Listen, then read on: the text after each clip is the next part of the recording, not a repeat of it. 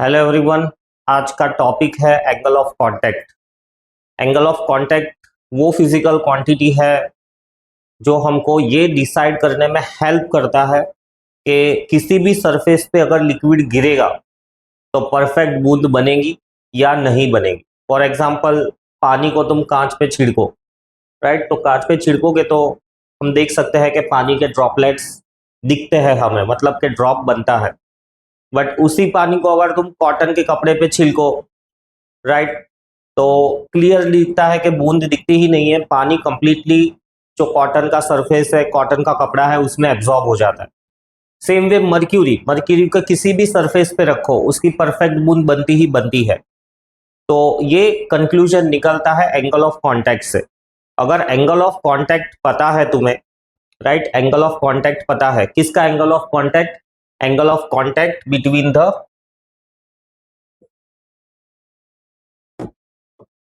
Angle of contact between the liquid air का जो surface tension है, सॉलिड लिक्विड का जो सरफेस टेंशन है, ये इसको हम कहेंगे एंगल ऑफ कांटेक्ट, या तो ऐसे कह दो। इस हिसाब से भी ये है angle of contact theta. S L S S L ये सरफेस टेंशन है। तो यही एंगल ऑफ कांटेक्ट के बारे में हम डिस्कस करेंगे और फाइनली उस एंगल के बेसिस पे हम कंक्लूड कर पाएंगे कि वेदर बूंद बनेगी या नहीं बनेगी। तो उसकी कंडीशन डिराइव करने के लिए सबसे पहले तो सरफेस टेंशन, राइट। सो सरफेस टेंशन जो लिक्विड और एयर का है, इस डायरेक्शन में बनेगा। लिक्विड और एयर इधर कांटेक्ट में आ रही है, सबसे पहले इधर कांटेक्ट में आ रही है, इस डायरेक्शन में बनेगा। ये जो पॉइंट ऑफ कांटेक्ट है ना लिक्विड का और सॉलिड का, वहीं पर से हमें जो भी सरफेस टेंशन है उसको ड्रॉ करना है। तो लिक्विड और एयर टेंजेंशियली जाएगा, राइट। सॉलिड और air, surface tension due to solid and air इस साइड, और surface tension due to solid and liquid right side में जाएगा। अब ये फिगर में से नहीं समझ आ रहा है तो इस फिगर में से, इस फिगर में से भी हम समझ सकते हैं। जैसे कि लेट से यहाँ पर पॉइंट ऑफ कांटेक्ट है, तो ये वाला जो हो गया, ये हो गया surface tension due to liquid and solid. फिर लिक्विड और सॉलिड तो नीचे की तरफ कांटेक्ट में है, तो surface tension due to liquid and solid. Air और सॉलिड ऊपर की तरफ कांटेक्ट में है, तो surface tension due to air and solid. मगर कुछ नहीं करना है, इसको समझ लेना है, राइट। कंक्लूजन्स क्लियर होने चाहिए क्या है। अब ये जो लेट से हम ये फिगर लेकर आगे का कैलकुलेशन बढ़ाते हैं, तो इसको अगर हम क्लियर फॉर्मेट में लिखे या रिजॉल्व करके लिखे, तो S S A will be equal to S L A cos theta plus S L, right. इसको फर्दर सिंप्लीफाई करें, कॉस थीटा को सब्जेक्ट बनाए तो हमको मिलेगा S S A minus S L upon S L ए।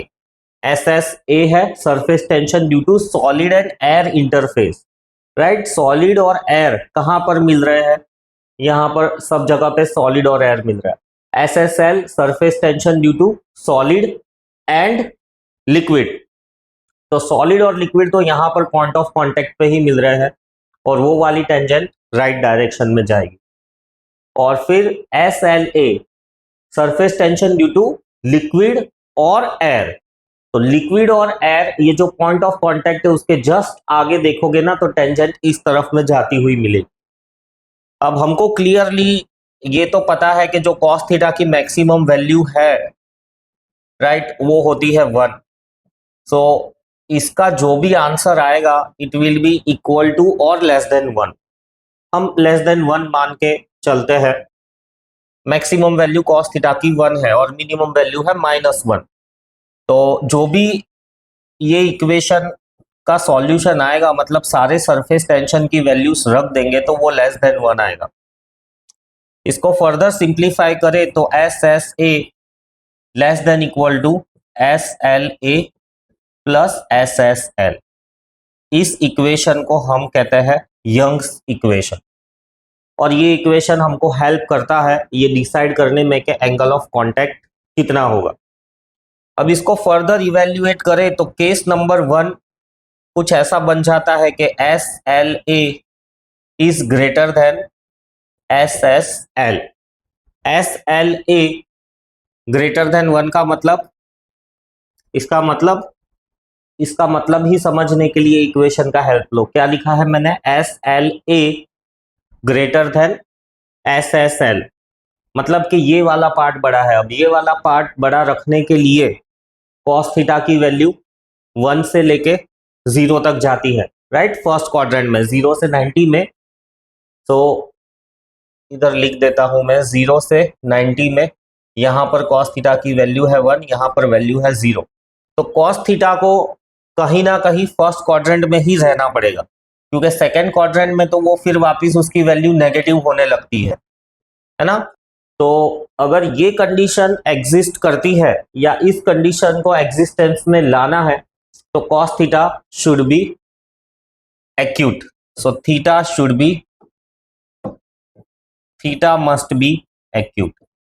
अब थीटा एक्यूट है तो उस हिसाब से अगर हम डायग्राम को समझे, राइट, ये रहा थीटा एक्यूट है, यहां पर तो थीटा ऑब्ट्यूज है। अगर थीटा एक्यूट है और इस हिसाब से डायग्राम को अगर हम समझे तो हम देख रहे हैं कि बूंद कंप्लीटली बन ही नहीं पा रही है। और अगर थीटा एक्यूट है तो नो ड्रॉप फॉर्मेशन, और ड्रॉप नहीं बन पा रहा है मतलब कि ये लिक्विड सरफेस पे बहुत अच्छे से फैल रहा है। मतलब कि एक और चीज हम लिख सकते हैं, वेट्स द सरफेस पे फैल जाएगा, राइट। सरफेस एनर्जी के बारे में, सरफेस पे फैल रहा है मतलब कि सरफेस एनर्जी घट रही है, एनर्जी घटेगी तो ही वो काम होगा, यूनिवर्सल लॉ है। तो surface energy due to liquid and solid decreases, ये डिक्रीज हो रही है तभी जाके वो फैल रहा है, नहीं तो कॉन्ट्राडिक्टरी केस होता। सो अगर SLA बड़ा है यानी surface tension due to liquid and air, right, liquid and air ये बड़ा है as compare to solid and liquid, इस वैल्यू से ये बड़ा है, मतलब कि थीटा को फॉर श्योर एक्यूट ही होना पड़ेगा, ड्रॉप फॉर्मेशन नहीं होगा। ड्रॉप फॉर्मेशन नहीं हो रहा है उसका मतलब यही है कि वो जो लिक्विड है सरफेस पे बहुत अच्छे से फैल जाएगा, और क्योंकि वो फैल रहा है मतलब सरफेस एनर्जी जो लग रही है फैलने के लिए due to liquid and solid वो कम होगी, डिक्रीजेस या इज लेस, ऐसा तुम कह सकते हो। ये वाला किस्सा, ये वाले केस में ये थीटा एक्यूट है तो ऐसे केस में हमेशा कॉनकेव मेनिस्कस फॉर्म होगा।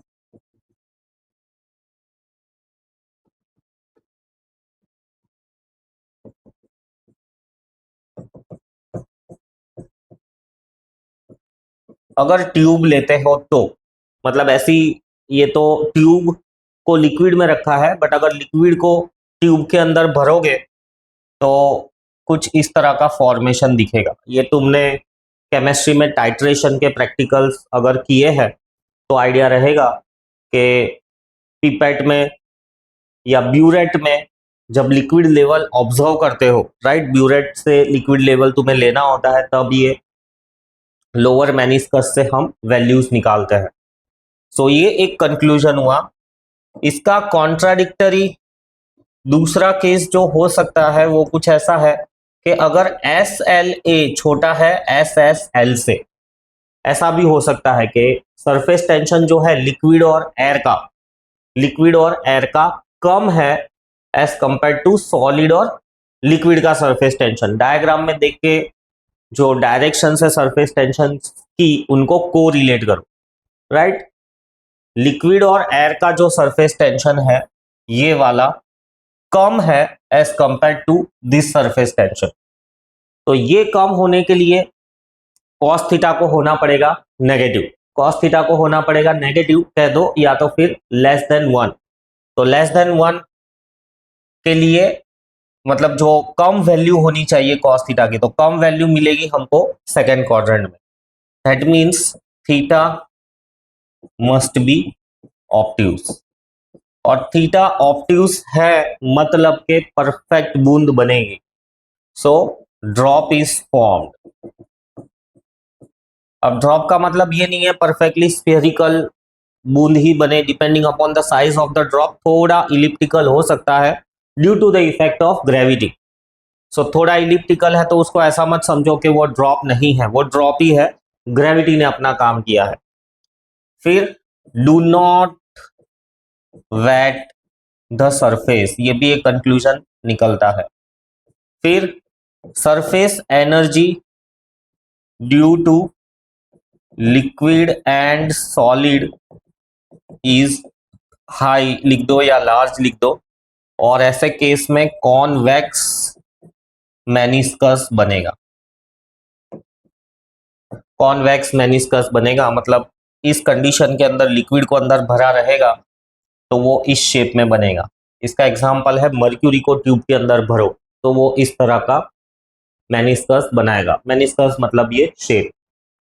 सो angle of contact between a liquid and solid in contact is defined as the angle enclosed between the tangents. कौन सी tangents? To the liquid surface, tangents to the liquid surface at the point of contact. तो tangents बनानी है हमको, right, liquid surface पे, between the tangents to the liquid surface पे tangent बनानी है at the point of contact. तो इस पॉइंट ऑफ कांटेक्ट पे, राइट, लिक्विड सरफेस पे अगर हम टेंजेंट्स ड्रॉ करें तो उससे हमें एंगल ऑफ कांटेक्ट का आइडिया मिलता है। At a point of contact and the solid surface inside the liquid. तो पॉइंट ऑफ कांटेक्ट कौन सा लेना है? दो पॉइंट ऑफ कांटेक्ट है, एक तो पॉइंट ऑफ कांटेक्ट है लिक्विड और एयर का, दूसरा पॉइंट ऑफ कांटेक्ट है लिक्विड और सॉलिड का। तो लिक्विड और सॉलिड का संपर्क यहां पर हो रहा है, तो वो पॉइंट ऑफ कांटेक्ट लेना है, और उस पॉइंट ऑफ कांटेक्ट से हमें ये दिमाग लगाना है कि सरफेस टेंशन की डायरेक्शन कौन सी होगी। कौन से सरफेस टेंशन है?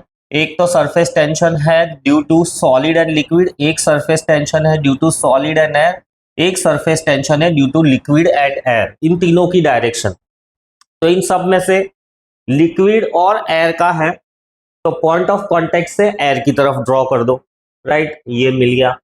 फिर दूसरा है सॉलिड और एयर, तो सॉलिड और air, right, just point of contact से इस तरफ भी सेम है इस तरफ भी सेम है, तो वो क्या कह सकते हैं कि लाइक कॉन्ट्रास्ट टाइप या सिमेट्रिक टाइप फिगर बनेगी। मैंने लेफ्ट साइड में लिया हुआ है, तो सॉलिड एयर इस तरफ है तो सॉलिड और लिक्विड का एग्जैक्टली उसके अपोजिट डायरेक्शन में ले लो, और तो फिर बाद में ये वाला भी इधर शिफ्ट हो जाएगा।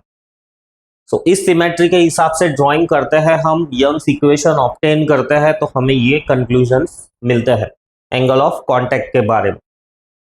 इन्हीं चीजों को मैंने थियोरेटिकल फॉर्मेट में लिखा है so that you can analyze, right। Point of contact obtuse है मतलब ड्रॉप बनेगा, राइट, ऑब्ट्यूज है मतलब ड्रॉप बनेगा। एक्यूट है मतलब ड्रॉप नहीं बनेगा।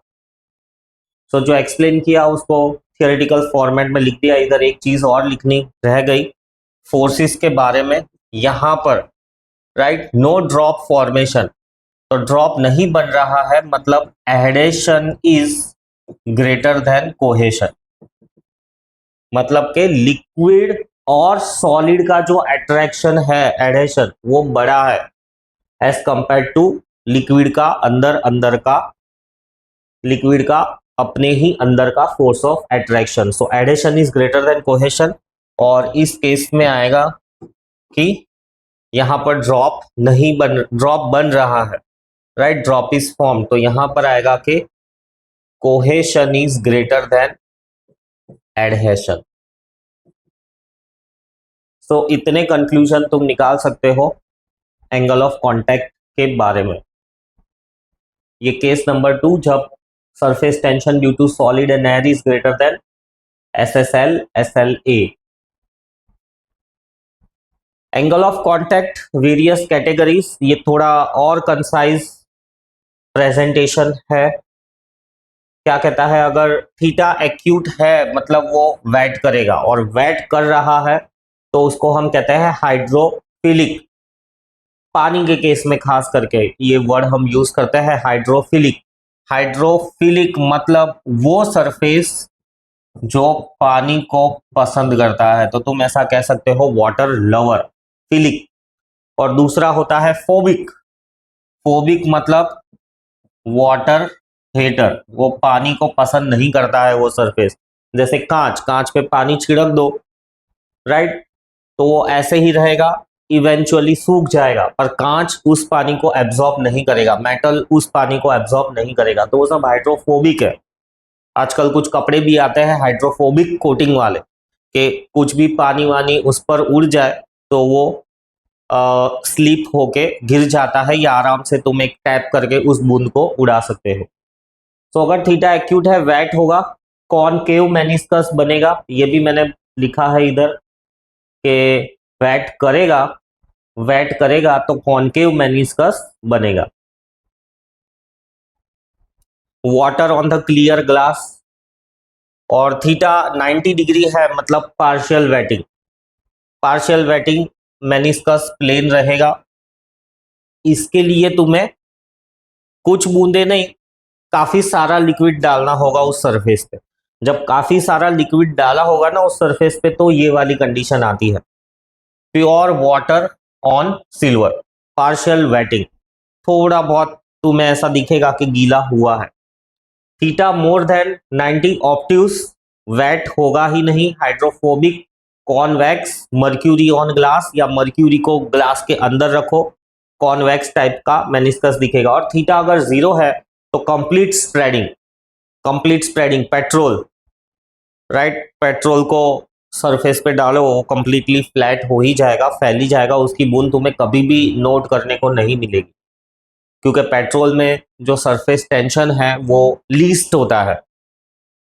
सेमी स्फेरिकल और flat, pure water on clean glass. अब ये प्योर वाटर यानी डिस्टिल्ड वाटर की बात कर रहा है। मैं जिस पानी की बात कर रहा हूँ ग्लास पे छिड़कने की, वो टैप वाटर है।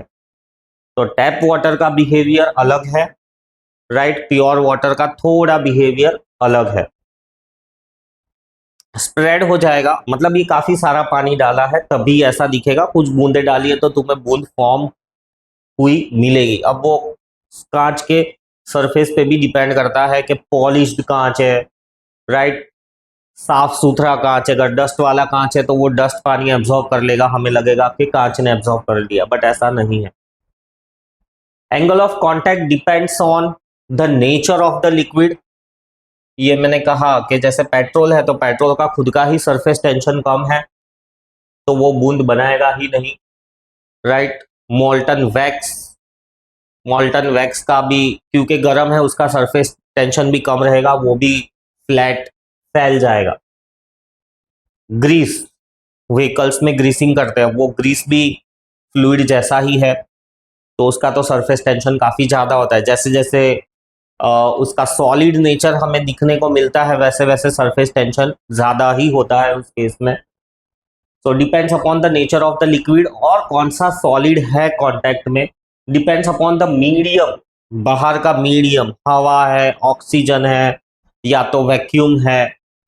It is independent of the inclination of the solid and the liquid surface. इसको समझने के लिए ट्यूब के अंदर मर्क्यूरी ले लो या वाटर ले लो। अब जैसे मैंने कहा कि केमिस्ट्री लैब में तुम प्रैक्टिकल करोगे टाइट्रेशन वाला, तो जो ब्यूरेट है या पिपेट भी जो सब करके तुम लिक्विड भरते हो, वो पिपेट, तो पिपेट को भी तुम टेढ़ा मेढ़ा करके देखोगे तो मेनिस्कस के शेप में कोई चेंज नहीं आएगा। तो इंक्लिनेशन से मेनिस्कस या एंगल ऑफ कांटेक्ट में कोई चेंज नहीं आता है। Is fixed for the given pair of solid and liquid, right, angle of contact fixed ही रहता है सॉलिड और लिक्विड की पैर के लिए। जैसे पानी, चलो हम प्योर वाटर ले लेते हैं, डिस्टिल्ड वाटर और ग्लास, तो वो चाहे तुम यहां पर भरकर एंगल ऑफ कांटेक्ट नोट करो या स्पेस में जाकर एंगल ऑफ कांटेक्ट, स्पेस में तो वैसे ग्रेविटी नहीं है तो शायद कुछ इफेक्ट अलग हो, बट लेट्स से यहां पर चेक करो और यहां से 500 किलोमीटर दूर जाकर वहां पर मेनिस्कस का शेप चेक करो, सेम ही मिलेगा। तो एंगल ऑफ कांटेक्ट जो भी पैर है सॉलिड और लिक्विड की उसके लिए सेम रहने वाला है। एडिशनली सराउंडिंग मीडियम, तो सराउंडिंग मीडियम तो हम एज्यूम कर लेते हैं कि हवा ही होने वाली है।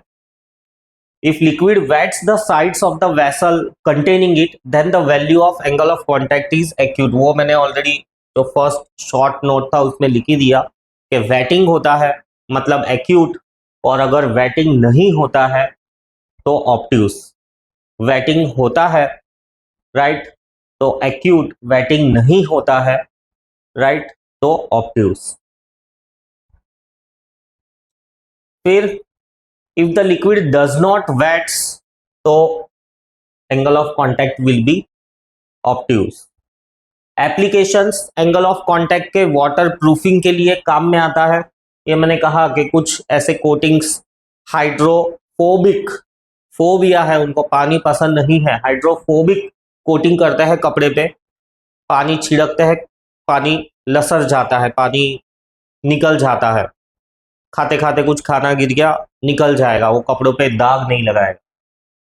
और जरूरी नहीं है सिर्फ कपड़ों पे, जो व्हीकल्स होते हैं उन पे भी हाइड्रोफोबिक कोटिंग करते हैं ताकि पानी रुके नहीं, क्योंकि पानी रुका हुआ रहता है, सूखता है तो वहां पर एक दाग सा छोड़ जाता है पानी की डिजॉल्व इम्प्यूरिटीज की वजह से।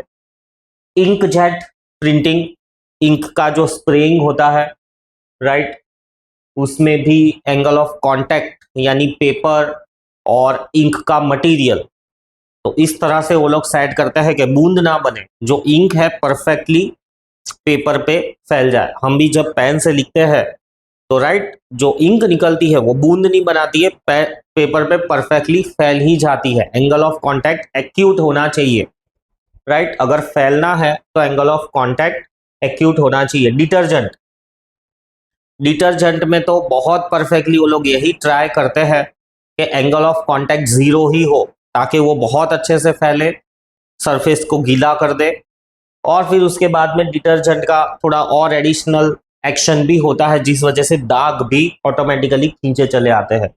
सो reducing the angle of contact of water so it can penetrate clean fabrics better. जो छोटे छोटे छेद होते हैं ना फैब्रिक में, उसमें भी पानी आराम से अंदर घुस सकता है डिटर्जेंट मिलाने के बाद।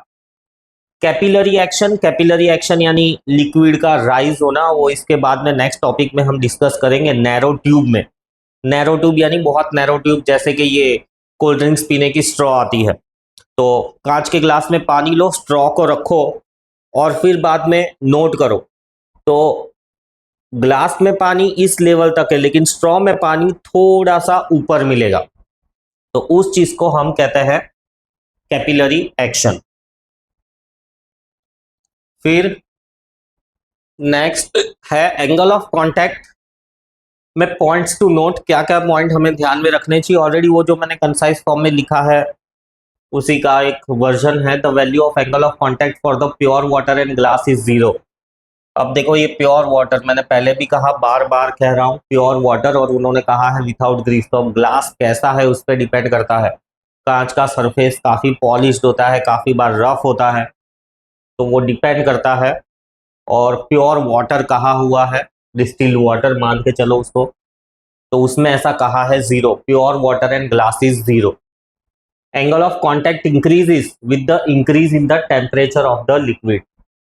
लिक्विड का टेम्परेचर बढ़ जाएगा तो वो बूंद बनाएगा। Angle of contact increases. Angle of contact decreases on adding soluble impurity to the liquid. नमक डाल दोगे तो अगेन वो बूंद बनाने में नाकाम हो जाएगा राइट। गर्म करने से बूंद बनाने की क्षमता बढ़ जाएगी और नमक मिलाने से बूंद बनाने की क्षमता घट जाएगी। Angle of contact does not depend upon the inclination.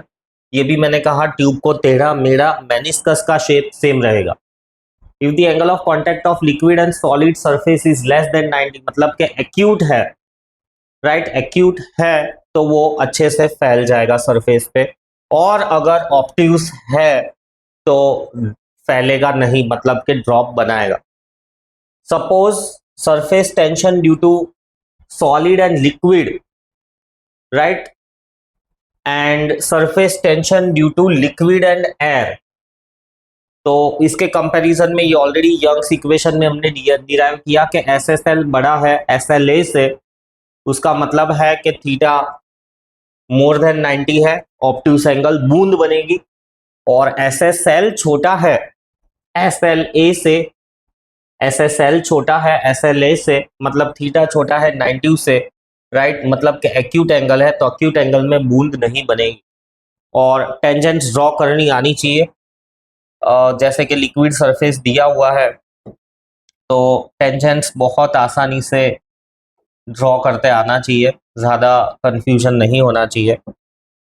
अगर मैं इसमें टेंजेंट ड्रॉ करके बताऊं तो सबसे पहले तो राइट, लिक्विड और सॉलिड, तो लिक्विड और ये पॉइंट ऑफ कांटेक्ट में ले लेता हूं तो यहां से इस डायरेक्शन में होगा, surface tension due to liquid, right, and solid.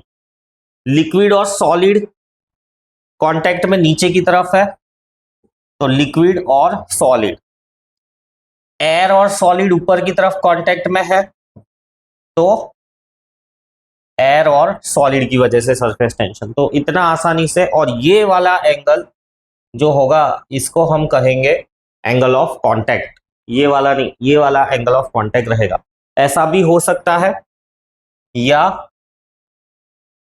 ऐसा भी हो सकता है, ऐसे केस में भी ड्राइंग करना बहुत आसान है, राइट। इसमें जो सबसे पहले ये वाला लिक्विड और सॉलिड, तो लिक्विड और सॉलिड की वजह से यहां पर एनालाइज करोगे तो इस डायरेक्शन में मिलेगा liquid and solid, surface tension due to liquid and solid. Liquid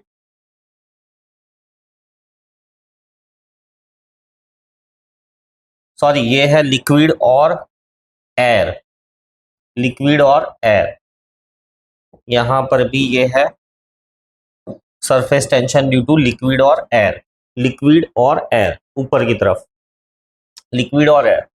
liquid और सॉलिड नीचे की तरफ, एयर और सॉलिड, एयर और सॉलिड ऊपर की तरफ। अब यहां पर वापिस जो एस एल ए है और एस एल एस है उसके बीच में एंगल ऑफ कांटेक्ट बनेगा, गलत ड्रॉ हुआ है ये कुछ,